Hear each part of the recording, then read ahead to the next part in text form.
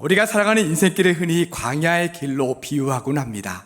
광야라는 것은 모든 것이 척박하고 또 많은 위기가 도사리고 있는 곳이죠. 우리 인생도 그렇지 않습니까? 굉장히 고달프고 외롭고 힘들 때가 참 많이 있고 신앙과 시련과 고난이 참 많이 따르는 것이 우리의 인생 길입니다. 그래서 우리 인생은 광야의 길과 같다라고 이야기하는 거죠.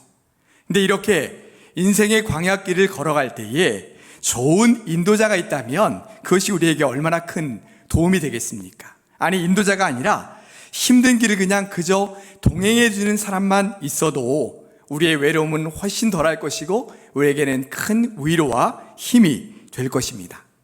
오늘 말씀에서는 우리 인생의 가장 소중한 동행자와 위로자가 계신다라고 말씀하고 계십니다. 우리와 함께 하시며 우리의 길을 인도하시며 우리를 위로해 주신 분, 그분이 바로 성령이시다, 이렇게 말씀해 주고 계세요. 이 시간에는 우리를 늘 인도해 주시고 지켜주시는 성령님에 관해서 말씀을 함께 드리도록 하겠습니다. 여러분, 성령이 누구신지 아시죠? 성령은 삼위일체 하나님 중에 한 분이십니다. 우리가 믿는 하나님은 삼위일체 하나님이시죠. 하나님의 본체는 한 분이시지만 성부 하나님, 성자 예수님, 성령님, 이렇게 삼위로 존재하십니다. 그래서 우리는 삼위일체 하나님이라고 이야기하는 거죠. 이 삼위일체 하나님에 관해서는 나중에 한번 말씀을 드리도록 하겠습니다. 로마서 8장 9절 말씀에 보면 성령이 어떤 분이신지를 우리에게 잘 말씀해 주고 계십니다. 우리 로마서 8장 9절 말씀을 다 같이 한 음성으로 읽겠습니다. 만일 너희 속에 하나님의 영이 거하시면 너희가 육체에 있지 아니하고 영에 있나니 누구든지 그리스도의 영이 없으면 그리스도의 사람이 아니니라. 아멘. 자, 이 말씀 가운데 보면 하나님의 영, 그리스도의 영, 이런 표현들이 나오는데 이것들이 다 성령을 말하는 겁니다. 성령은 어떤 분이신가 하면 하나님의 영이시고 예수님의 영이세요. 그러면 성령은 언제부터 이 세상 가운데 존재하셨고 또 역사하고 계셨을까요? 성령은 태초부터 하나님과 함께 계셨습니다. 왜냐하면 삼위일체 하나님이시니까요. 창세기 1장 2절 말씀해 보시면 하나님의 영은 수면 위에 운행하시니라 라고 하면서 하나님의 영이 이미 존재했음을 말씀하고 계시죠. 하나님의 영이신 성령은 태초부터 계셨고 그때부터 역사하셨던 겁니다. 또한 성령은 구약시대에도 역사하셨습니다. 구약시대에는 하나님의 영으로 선지자들에게 또한 하나님의 사람들에게 나타나시고 임재하셨죠. 이스라엘의 첫 번째 왕이었던 사울도 그에게 성령이 임하시게 되면서 예언을 하는 그런 모습을 우리가 전에 살펴보았지 않습니까? 그런데 성령이 본격적으로 임재하시고 역사하신 것은 신약시대였습니다. 예수님께서 하늘로 승천하시면서 제자들과 무리들에게 말씀하셨어요. 내가 가는 대신 하나님 아버지께서 약속하신 성령을 너희에게 보내주겠다. 그러니 성령을 기다려라. 이렇게 말씀하셨죠. 제자들과 무리들은 예루살렘의 한 다락방에 모여 기도하면서 성령을 기다렸고 오순절에 성령이 그들 가운데 충만히 임재하셨습니다. 예수님은 승천하시기 전에도 여러 차례 성령에 관해 말씀하신 적이 있어요. 요한복음 14장 16절 말씀 이렇게 말씀하는데요. 같이 한번 읽겠습니다. 내가 아버지께 구하겠으니 그가 또 다른 보혜사를 너희에게 주사 영원토록 너희와 함께 있게 하리니. 아멘. 예수님의 이 말씀처럼 예수님께서 승천하신 후에 성령이 이 땅 가운데 임재하시고 성도들에게 임재하시게 되는데 그 당시 성도들에게만 임재하신 것이 아니라 지금 이 시대를 살아가는 우리에게도 임재하시며 영원토록 함께 계시겠다 말씀해 주셨습니다. 여러분, 성령이 우리와 함께 하신다는 사실이 우리에게 얼마나 큰 은혜이고 얼마나 큰 힘과 위로가 되는지를 모릅니다. 이 시간에는 성령이 우리와 함께 하심으로 우리에게 임하게 되는 성령의 영적인 유익에 대해서 함께 말씀을 드리도록 하겠습니다. 앞에서 성령은 하나님의 영이시고 예수 그리스도의 영이시다라고 했습니다. 이와 더불어 성경은 성령을 보혜사라고 말씀합니다. 보혜사라는 말은 헬라어로 파라클레토스라고 하는 말인데, 파라와 클레토스 이 두 단어가 결합된 말로, 파라는 곁에서 함께 이런 의미가 있고, 클레토스라고 하는 말은 위로하다, 돕다 이런 말이 있습니다. 그러니까 보혜사, 파라클레토스라는 말은 옆에서 함께 돕는다, 위로한다 이런 의미입니다.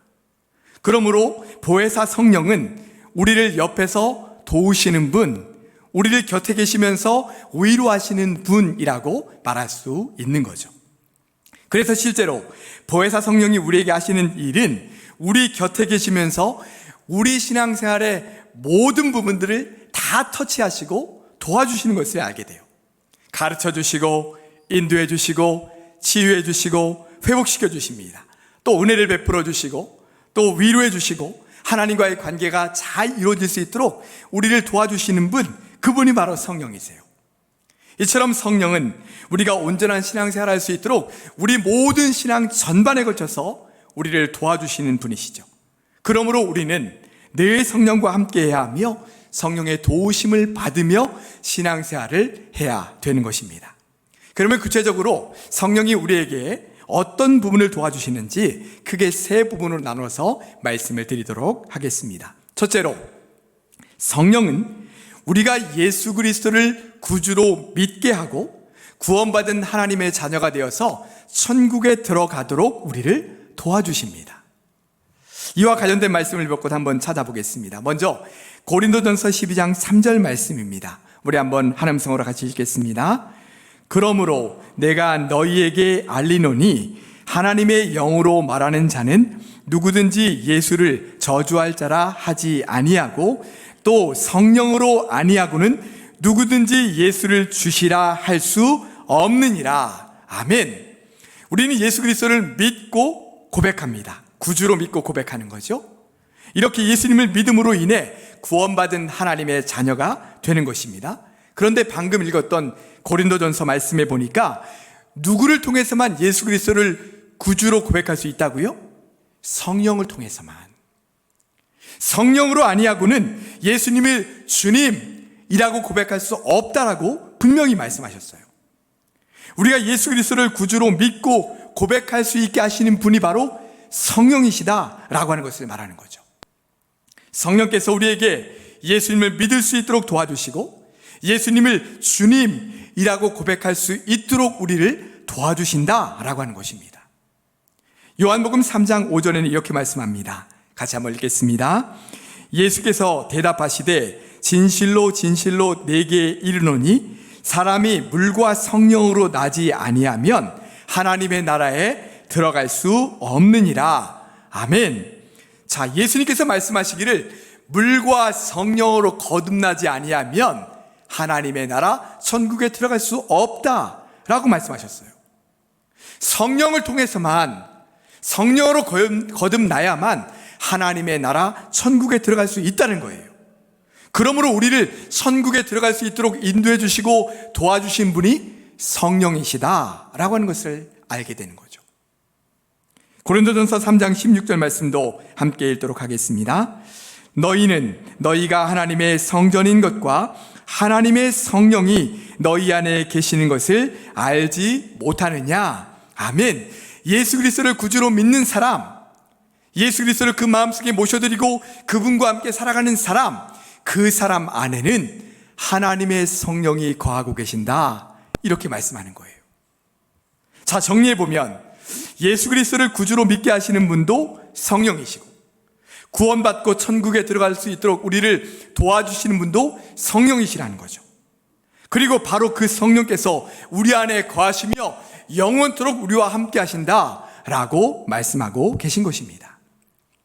오늘은 성령 강림 주일이기도 하고 우리 총회가 정한 청년주일이다, 이렇게 말씀드렸죠.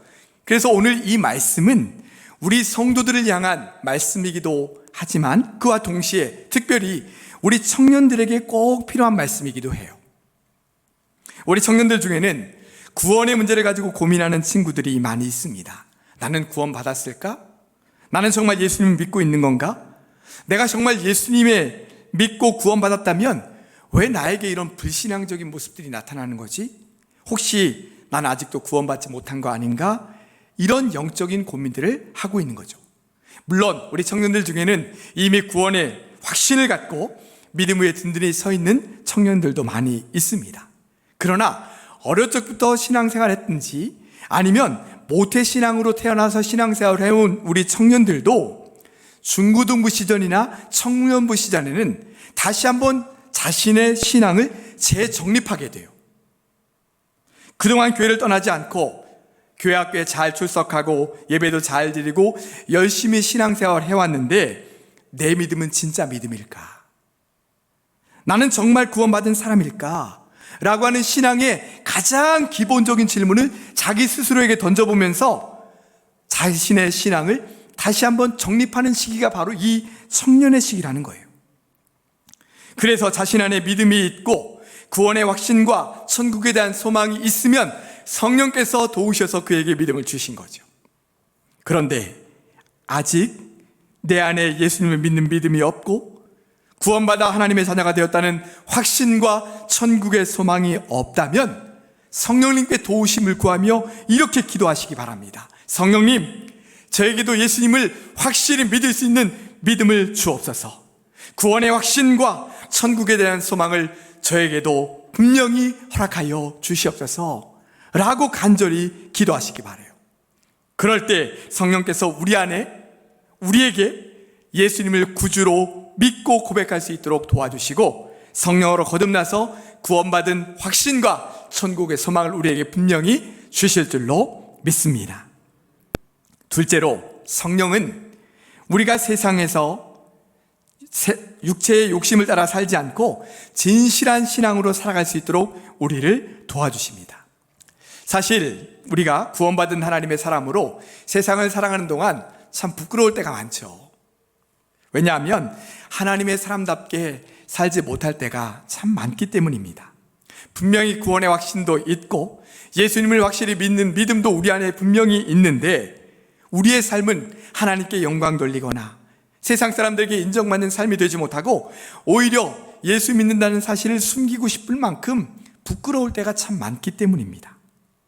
여전히 하나님을 위해 살지 못하고 나 자신을 위해 살고 성령을 조차 살지 못하고 자신의 육체의 욕심을 따라 살고 하나님께서 주인 되시는 삶을 살지 못하고 내가 주인 된 삶을 살아갈 때가 너무나도 많은 거죠. 아직도 내 자아가 죽지 못하고 꼿꼿하게 살아서 하나님의 사람으로 온전히 살아가지 못할 때가 우리에게 너무나도 많다는 것입니다. 여러분, 이렇게 살아가는 우리에게 갈라디아서 5장 16절은 이렇게 말씀하고 있어요. 우리 한번 같이 읽도록 하겠습니다. 내가 이르노니 너희는 성령을 따라 행하라.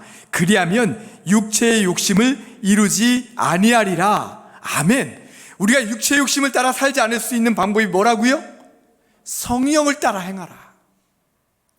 우리 안에 거하시는 성령께서 우리를 인도하시고 말씀하시고 이끄시는 대로 그 성령을 따라 행할 때 우리의 육체의 욕심을 따르지 않을 수 있다라고 말씀하고 계신 거예요.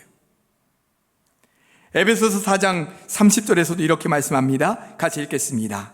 하나님의 성령을 근심하게 하지 말라. 그 안에서 너희가 구원의 날까지 인치심을 받았느니라. 아멘. 여러분, 하나님의 성령을 근심하게 하지 말라는 거예요. 우리가 성령의 소욕을 따르지 않고 육체의 소욕을 따라 살아갈 때 우리 안에 거하시는 성령께서 근심하십니다.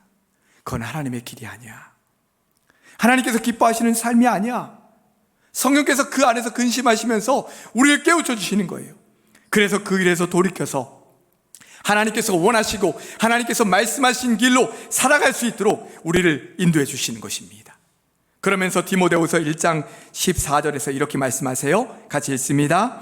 우리 안에 거하시는 성령으로 말미암아 내게 부탁한 아름다운 것을 지키라. 아멘.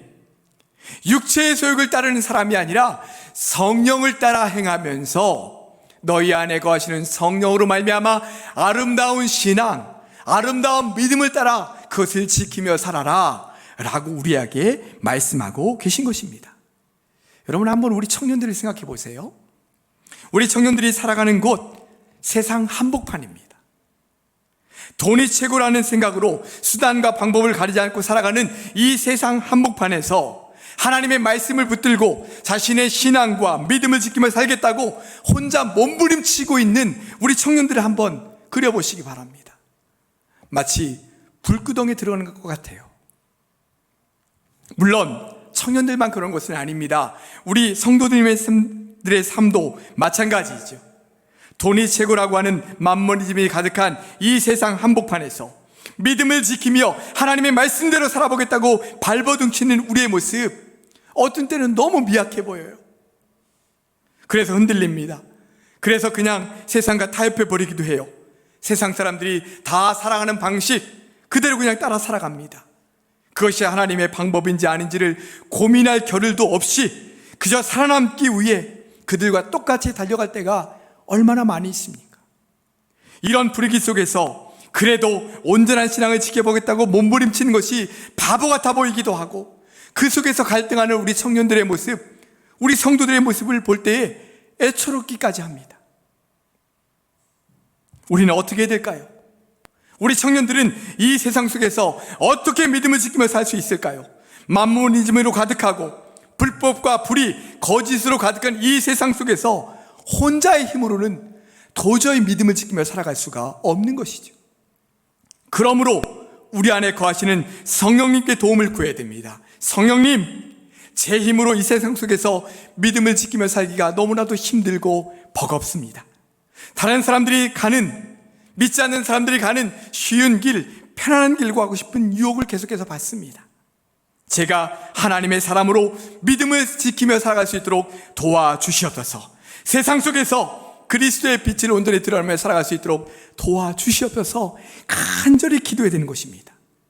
그럴 때에 성령의 도우심을 이렇게 구하며 나아갈 때에 성령께서 우리를 도와주실 줄 믿습니다.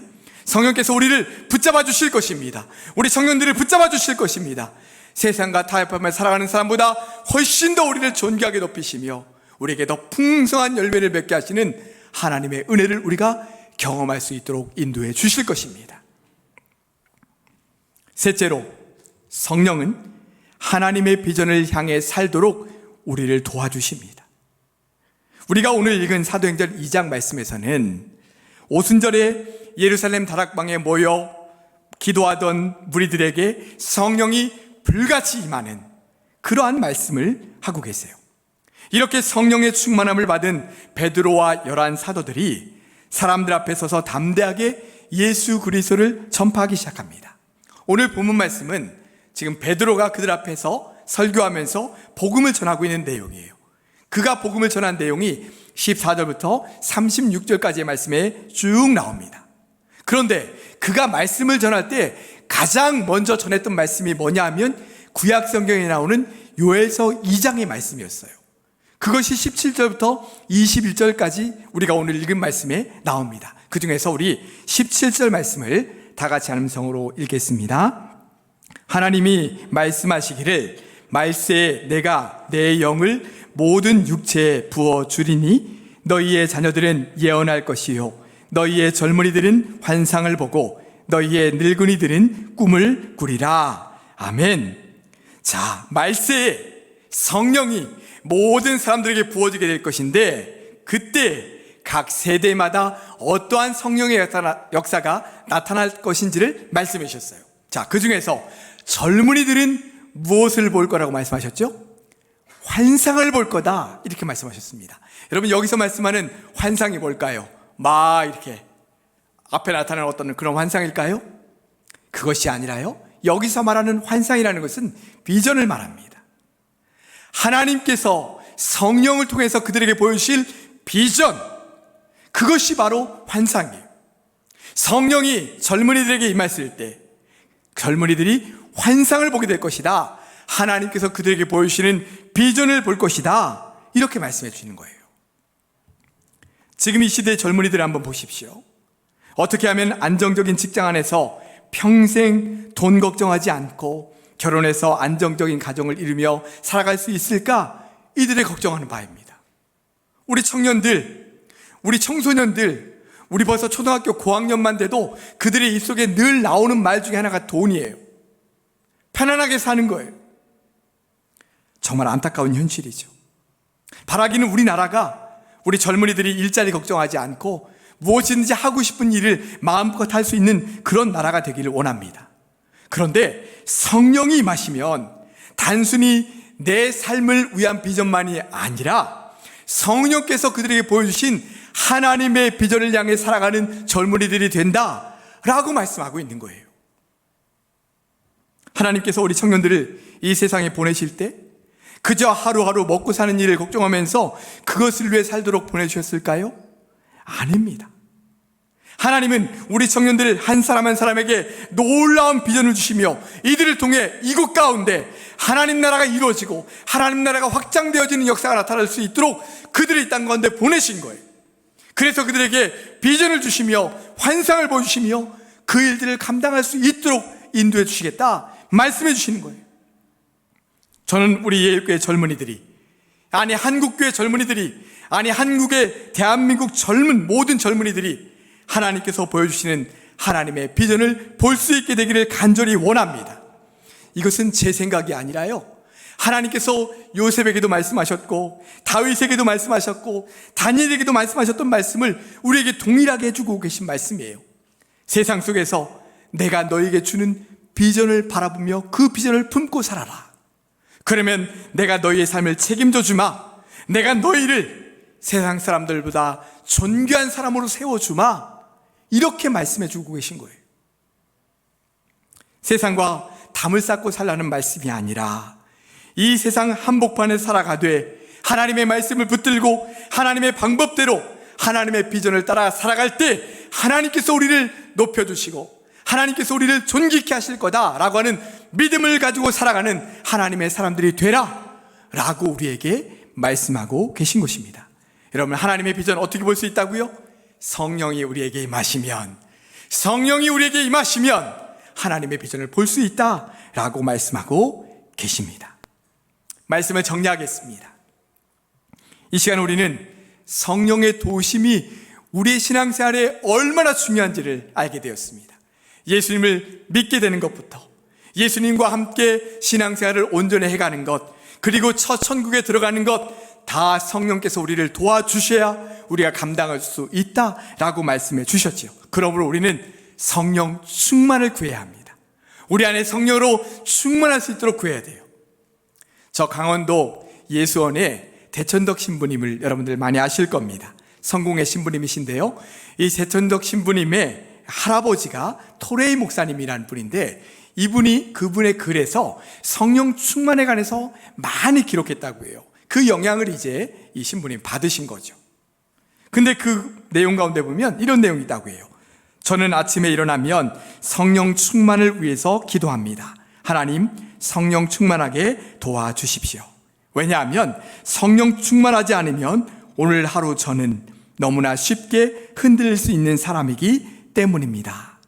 그러면서 이렇게 하나님께 기도했다고 합니다. 하나님, 제가 성령 충만하다고 느끼지 못할 때 함부로 말하지 않도록 도와주십시오. 성령 충만하지 않을 때 말하면 실언이 되기 쉽고 사람들에게 상처를 주기 쉽기 때문입니다. 하나님, 제가 성령 충만하지 않을 때 제 인생의 중요한 결정을 하지 않도록 도와주십시오. 성령 충만하지 않으면 저의 결정은 잘못될 가능성이 항상 있기 때문입니다. 이렇게 기도하면서 성령 충만을 구했다고 해요. 그렇습니다. 지금 우리가 살아가는 이 시대는 하나님의 말씀대로 살기가 너무나도 힘든 세상이에요. 하나님의 말씀과는 정반대의 가치관, 물질관, 세계관, 인생관이 파헤치고 있는 세상입니다. 그러므로 날마다 우리 안에 거하시는 성령님과 동행하면서 성령님의 도우심을 구하며 그 인도하심을 따라 살아가는 우리가 되어야 되는 것이죠. 그럴 때 내 힘으로는 날마다 넘어질 수밖에 없고 세상을 이길 수 없지만 우리 안에 거하시는 성령님의 능력과 힘을 말미암아 이 세상 속에서 승리하는 하나님의 사람들이 될 줄로 믿습니다. 성령 충만한 삶 누리며 살아가셔서 이 세상 속에서 하나님의 사람으로 온전히 살아가실 수 있는, 승리하며 살아갈 수 있는 사랑하는 우리 모든 성도들과 우리 청년들이 되시기를 주님의 이름으로 축복합니다. 기도하겠습니다. 사랑과 내 주님, 감사합니다. 오늘 우리의 모습을 다시 한번 보게 하시니 감사합니다. 우리는 늘 넘어질 수밖에 없는 연약한 존재들입니다. 그러기에 성령의 도우심이 절대적으로 필요합니다. 성령님 우리를 도와주시옵소서. 성령으로 충만하도록 도와주시옵소서. 특별히 우리 청년들과 함께하여 주시옵소서. 만머리즘이 판치는 이 세상 한가운데서 하나님을 온전히 바라보며 주님과 함께 살아갈 수 있는 믿음의 우리 청년들, 믿음의 우리 성도들 다 될 수 있도록 역사하여 주시옵소서. 성령님께서 우리를 도와주시옵소서. 예수님의 이름으로 기도드리옵나이다. 아멘.